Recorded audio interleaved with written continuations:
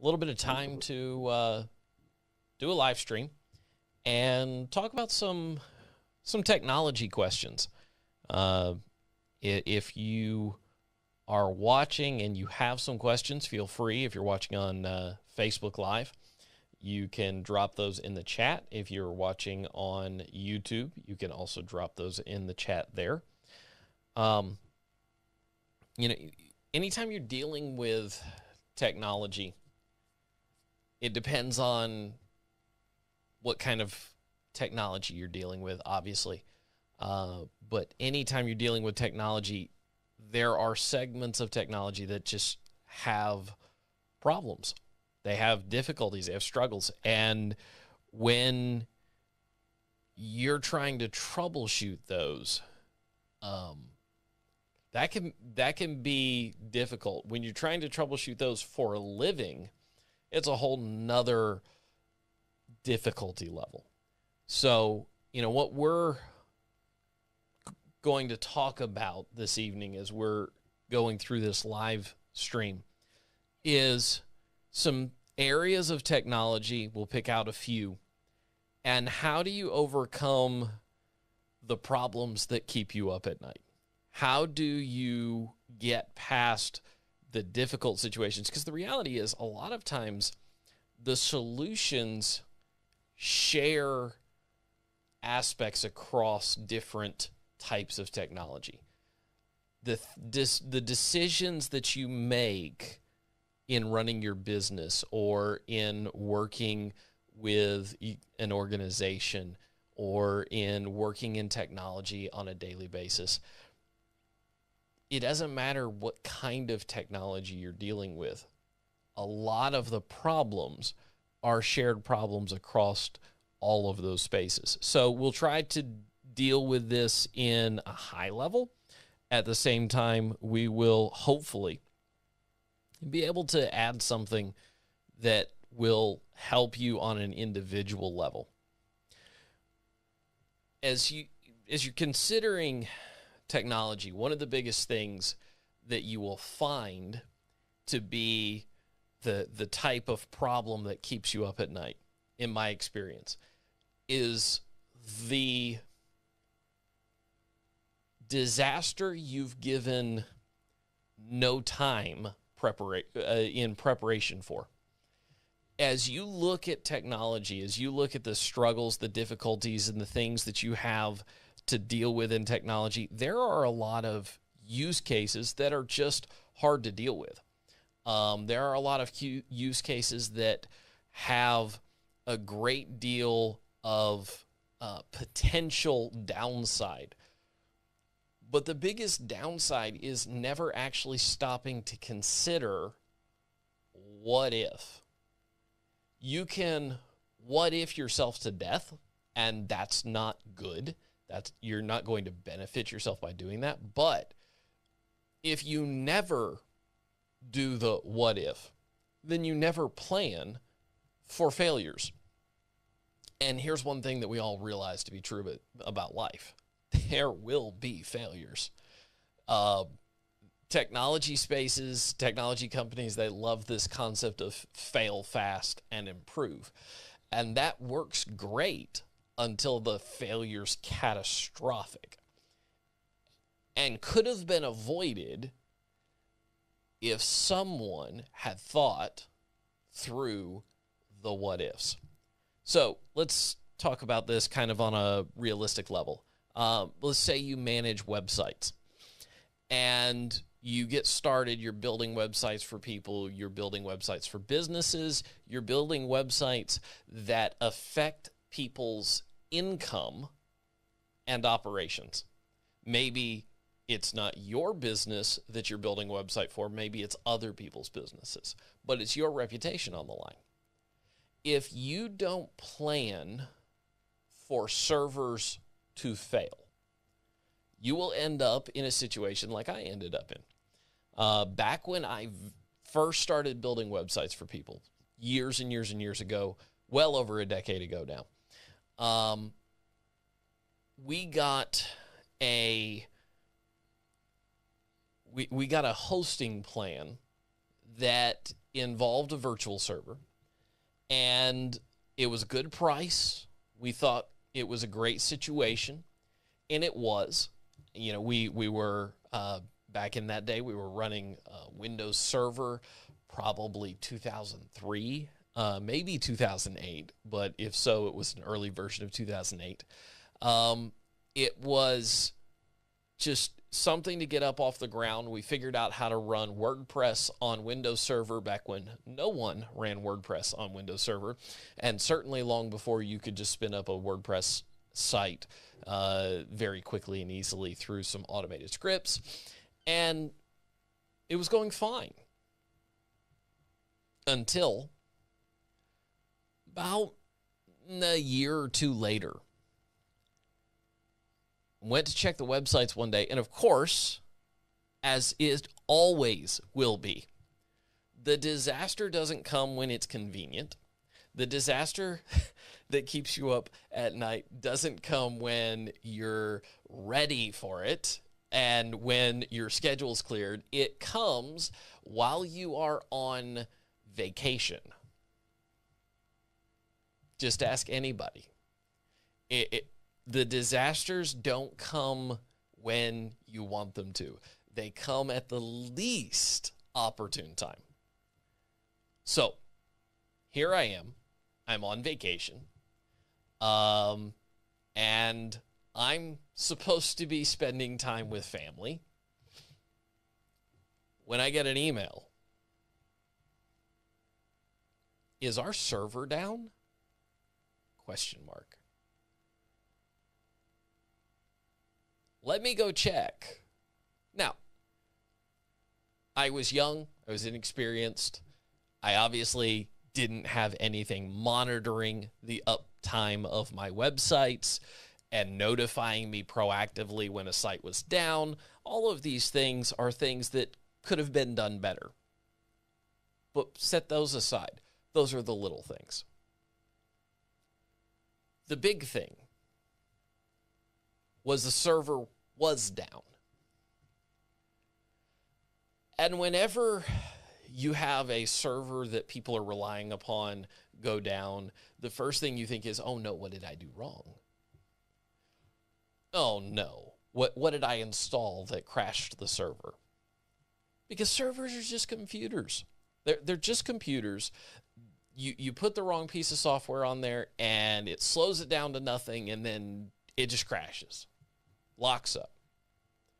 Well, when you're dealing with a virtual server is a non-real computer. It's a virtual computer running inside of a bunch of real hardware, but that real hardware hosts lots of different servers, all of them virtual servers inside the real hardware.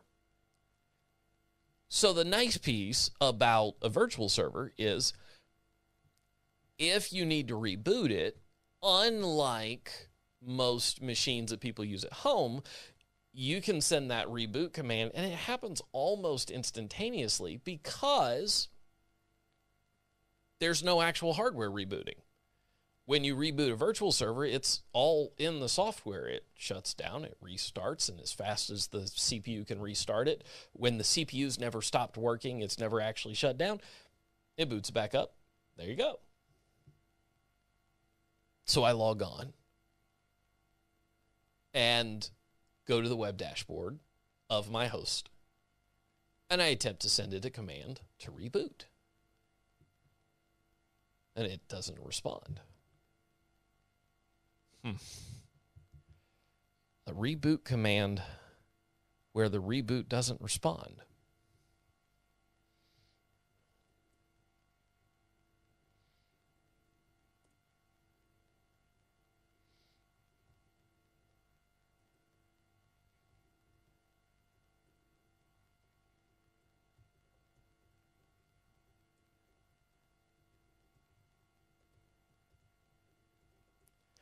So, reboot doesn't respond. The server's still down. The websites are still down. So I start checking other people's sites. All on the same server, of course, because I was young, inexperienced, and broke. So I start checking sites. that one's down, that one's down, that one's down, that one's down. So if it were just a piece of code that had locked up the server, there's the chance that all of the sites might not respond. That's why I had kind of defaulted to reboot the VPS, the virtual machine. So it wouldn't reboot, it wouldn't respond. I reach out to the hosting company. I'm having a problem with my server. Can y'all take a look at it? Now, I had worked with the hosting company before, had times where they had to go reset a server. No big deal. Usually they were fast, competent, quick to get on the ball and actually get the server back up. We're going to go check on it, blah, blah, blah, blah, blah. We'll let you know. So I shoot off a message to the client, working on it, blah, blah, blah, blah, blah. We'll let you know. 2 hours goes by. Haven't heard anything. 6 hours goes by. Haven't heard anything. Wake up the next morning. Haven't heard anything. Shoot off a message to support. So guys, server back up yet? Not yet, working on it. 2 days goes by. Still nothing. 3 days goes by. Still nothing. Finally, I go, what in the world is going on? Why is the server not back up yet? To which the support technician responds, the storage array that your virtual machine was running on had a catastrophic error, and we are trying to recover the data. As I mentioned, when you run a virtual machine, the virtual machine is just one virtual computer inside of a real computer, or in this case, a real series of servers all using a series of storage devices attached through a network or some other way back in that day. And those are serving this content out. And in this case, that storage array had crashed. And my websites were all down for the foreseeable future. Now, the technology problem that keeps you up all night. If that system that I've put in place and that I never thought to keep a redundant and multiple location backup of goes down, what happens? And how much does that cost me in time and effort to make good on delivering a service that I never planned to go down? I am incredibly grateful that for the most part, the sites that I had built, I had not only, prior to that point, started taking database backups of those sites, but also semi-regularly downloading a copy of all of the files. So with WordPress, here's an interesting tidbit. If you build a WordPress site, the two things you have to make a WordPress site operate properly are a MySQL database, which is where all the information, the text, the pages, the references, the IDs, categories, etc., all of those things that make up a WordPress website are stored in a database, together with a reference to a folder or series of folders on a hard drive or a storage location, and The database references the storage location. The storage location is where all the files are. If you have the files and not the database, you are in for a world of hurt, because you will get to rebuild every single one of those websites. If you have the database and not the files, you are in an even worse world of hurt, because while you may have all of the written content, you have nothing by way of the rest of the content. Now, if you don't have the database or the files, give up and go home, because you have no website when it comes to WordPress if you don't have the database and you don't have the files. Now imagine you had spent 40 or 50 hours or 20 or 30 days, take your pick, building a website for an organization,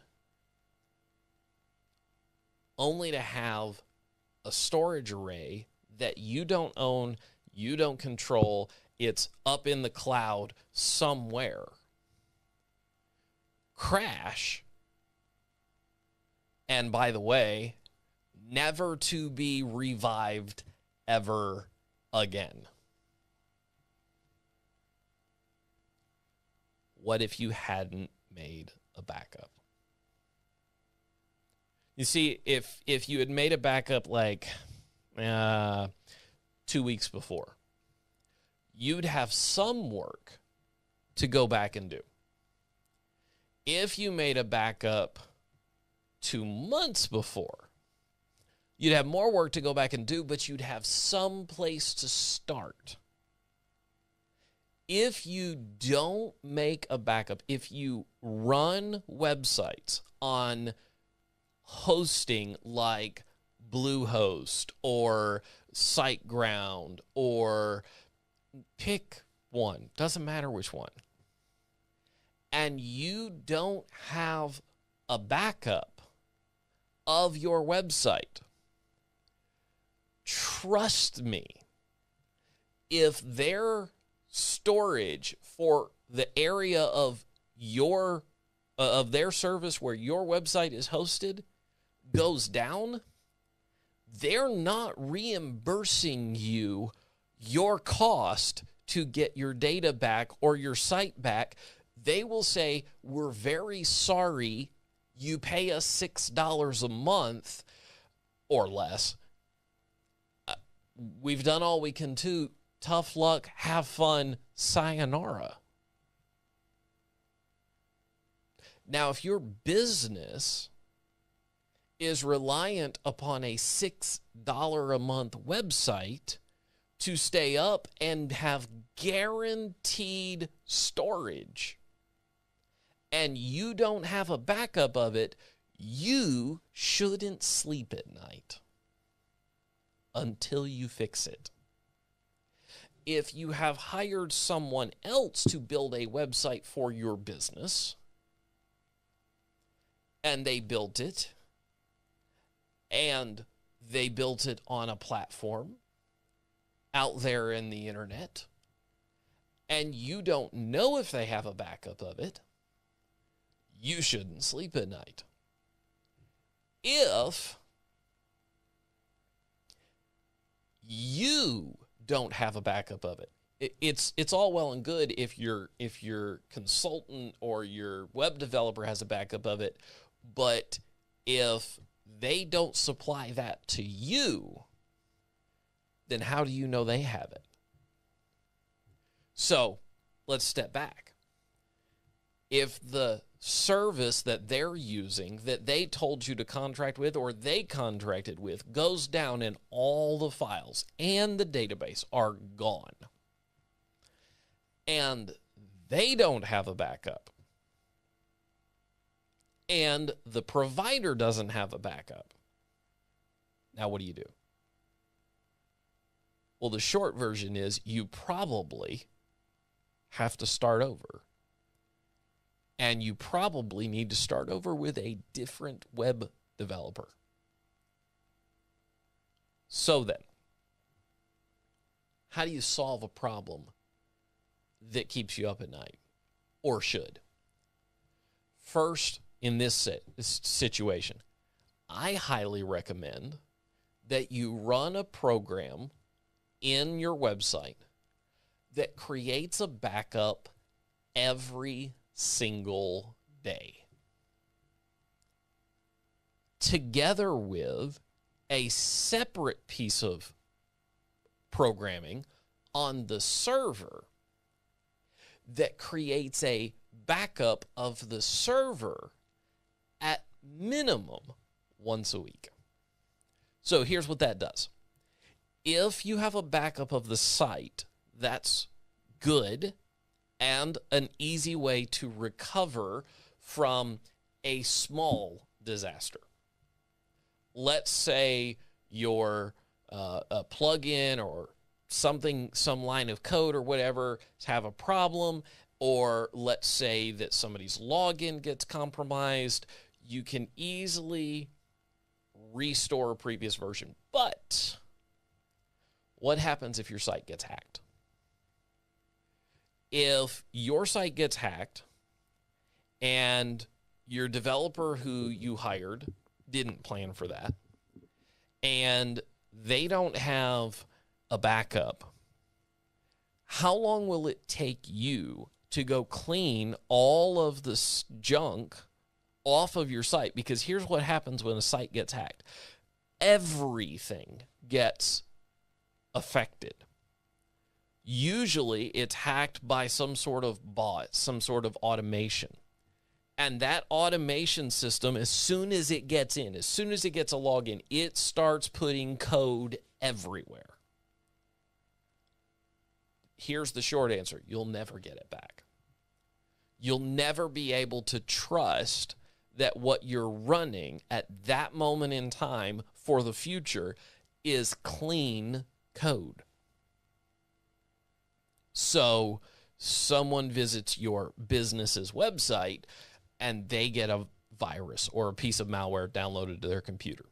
And then another person comes to your website and they get a piece of malware, and another person. And slowly over time, what happens is, as a result of all this happening, your Google search rankings and your Google SEO starts dropping, and you now become a site that Google flags as malware infected. Now what do? Now Google's not sending you customers anymore. Now Google's got a warning up that says this site may contain malware. If you just have a copy of the files and a copy of the database, you can fix that problem, so long as you have a copy prior to the event. Because you can go back in stages to a point where you know nothing has been, none of that code exists here. And you can restore it, or what you should do, cancel that current server account, launch a new server, put the site back on it from the backup, and then go plug all the security holes that you obviously didn't have plugged, maybe because you weren't running updates.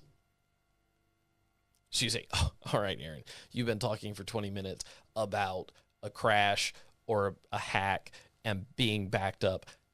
What do you use? How do you back up websites? So there's two ways that I recommend. Number one, let's see if I can put this up on screen here.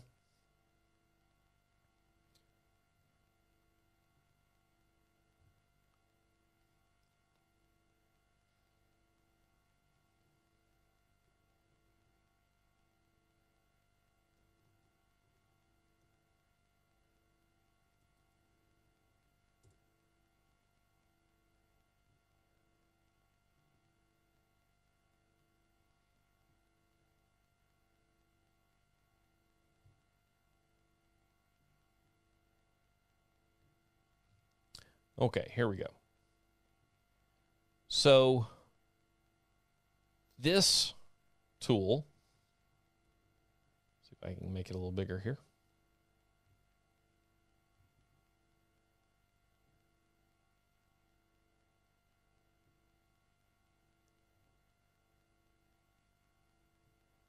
This tool is available inside the WordPress plugins area. Now, obviously, this particular idea is exclusive to WordPress. But you can run this plugin on any site, on any WordPress host, except WordPress.com, any full-fledged WordPress host. You can run this plugin, and you can create a download and export of your entire site, all your pictures, all your database, all your files, all of it packaged up as one single file that you download. The only thing is, it is limited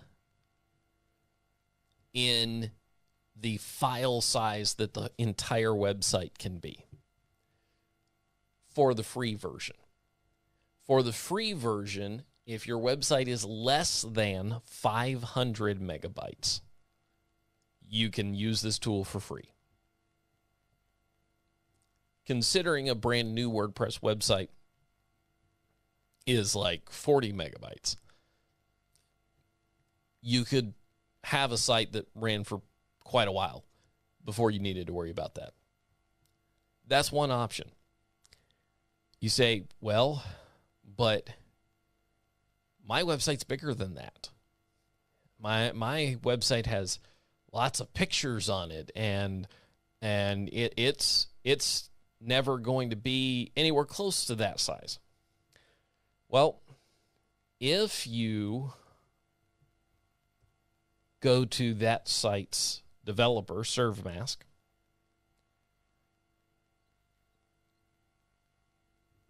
you can find that they have not only a bunch of different ways you can back up your site, but they also have an unlimited extension.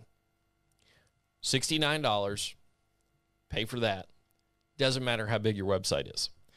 I have backed up websites that were 24 gigs or more into a single file and restored them on a new server using this tool.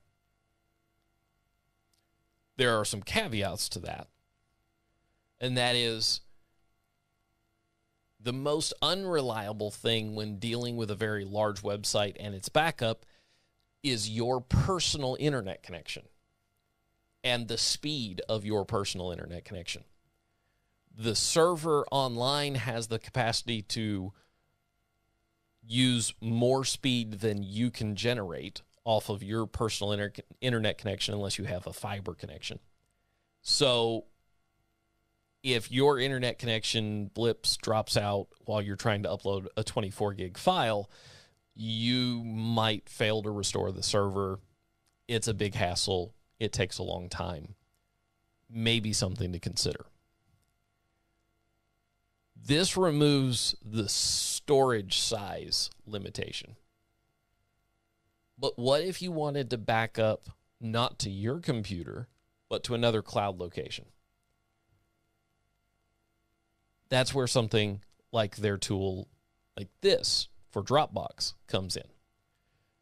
If you buy this tool and you buy the Dropbox extension, you automatically get the unlimited capacity, so you can back up a unlimited size by way of the server size. But you also have the ability to go to a service where you can back up to Dropbox, but then if you want to, you can restore a server from Dropbox. So that would be an option. Say, well, I only have 2 gigabytes of Dropbox space, so I'm not sure that helps me. Well, maybe you have Google Drive. With Google Drive, if you have a business account and you have more than 5 users, you have the capability, at least, of having technically unlimited storage, or at least a terabyte of storage per user. So as long as your website's less than a terabyte and you've got plenty of space on your Google Drive, you can have it back up your website every single day to Google Drive. If something happens to your site, and by the way, you can tell it, okay, I want to keep this many copies of the backups. In other words, it doesn't delete yesterday's backup when it puts today's backup there. It puts a new backup there for a certain number of days or till it runs out of space. If you tell it never delete any backups, you'll have every backup going once a day, going back to the time you started or until you run out of Google Drive space. If instead you say, you know what, I don't need to go back 2 years. If I had to go back 2 years, I'd just go build a new site. I'm never going back that far. Too much has happened since then. Too much has changed since then. I'm going to go back a month and a half. A month and a half of backups where you have a backup every single day for a month and a half, that gives you some assurance that you can restore your site and have a working site. That's about what I average doing. Month and a half every day. And after it reaches that month and a half point, the plugin will automatically start deleting the ones that are the oldest and keeping the most current month and a half.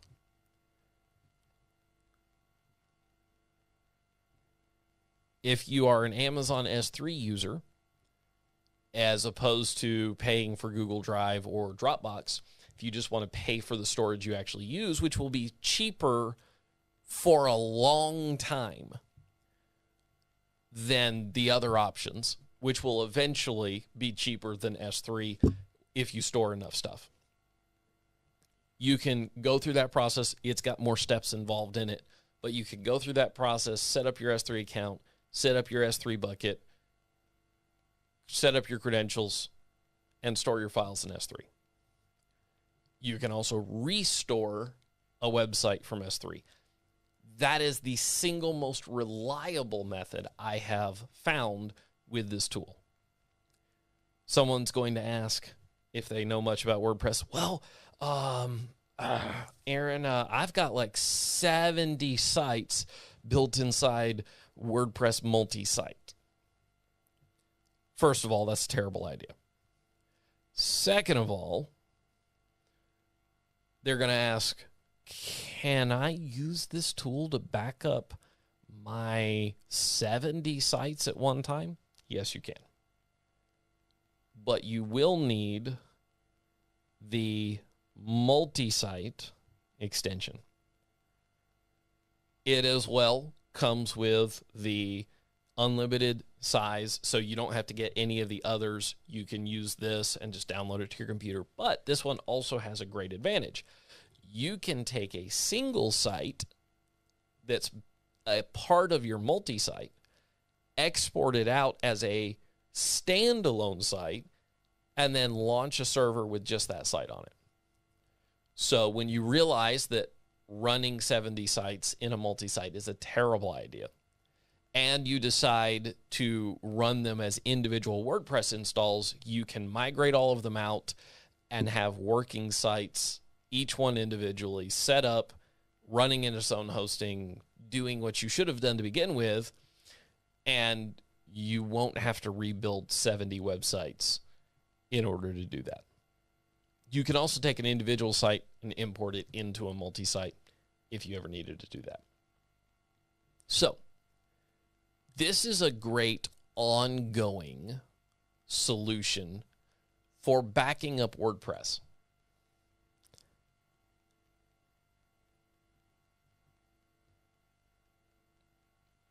So what do you do if the situation happens at a deeper level than WordPress? Or you have a situation where you do have a server that gets compromised or a WordPress install that gets compromised, and you want to make sure that there is no chance that that hacker or that code is still on your server. So maybe you assume that you fixed the WordPress install, but how do you know it's not somewhere else on the server? How do you know that that code, that file didn't execute something where some other part of the server besides your little WordPress folder and your little WordPress database didn't get affected? That's where and why I use hosting from DigitalOcean. DigitalOcean has a great solution for this. And it's a very industry standard concept. But what DigitalOcean allows you to do is take snapshots of your server.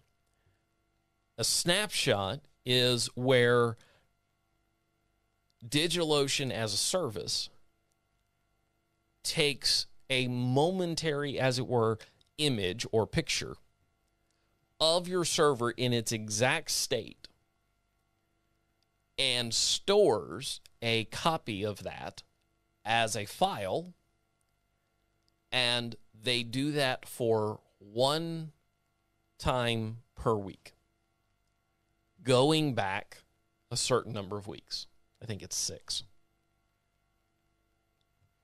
I cannot express to you how useful that is, that you can take a server all the way from bare bones file level, image level state and go restore it to a previous time with about 5 minutes of downtime. So if there's evidence that your server was compromised or a WordPress site was compromised a week ago or a day ago or 3 or 4 days ago, you go log into DigitalOcean and you take that snapshot and you restore that snapshot from a week ago or 2 weeks ago. And you restore and you completely overwrite. The current server that got hacked is gone. Wiped out, deleted, completely gone. The previous version that has a vulnerability in it, maybe, has been restored. And you go update plugins, fix things, secure the vulnerability, and you have your life back. Problems that keep you up at night. Technology questions that keep you up at night. Number 1, what do I do if something happens to my website? And the answer is, you think of that before it happens. And you spend a little bit of money on tools and systems that will protect you and give you a platform to restore your data when, not if, when something happens, because it will. Something will happen. And you will have your site go down. Or you will have your site compromised. And if you plan in advance, if you use tools like WP All-in-One Migration, and there's other tools out there, that's just the one I use, and you have a secondary system, because you should never trust one backup system. You should never trust one backup method. You should never trust one backup location. In the IT world, we have a philosophy: if it's stored in only 2 locations, it's not backed up. If it's stored on only one kind of data format, it's not backed up. It needs to be in 2 different kinds of formats, and it needs to be in a minimum of 3 locations. So if you have a copy on your computer in one format and Dropbox or Google Drive or S3 has a copy in those files, in one format, and you have a snapshot of your server in DigitalOcean in another format, completely different thing, now you have a backup solution for a site. Now, let me ask you this. If you get your website hosting from a place like Bluehost, tell me they have a backup solution like that. They don't. And if your site goes down, or if the storage system that's hosting your site goes down, and they send you that email, we're very sorry. What you're not going to read at the end of that email is, but we planned ahead and everything will be fine in about an hour. That's not going to happen. You have to pay a whole lot more for that. There are site hosts and systems out there that do that. And the good ones even allow you to download a copy. So they have a copy, you have a copy, and regular backups are happening. And you can do these other things or similar things. So it exists, but you're not going to get it for $5 a month.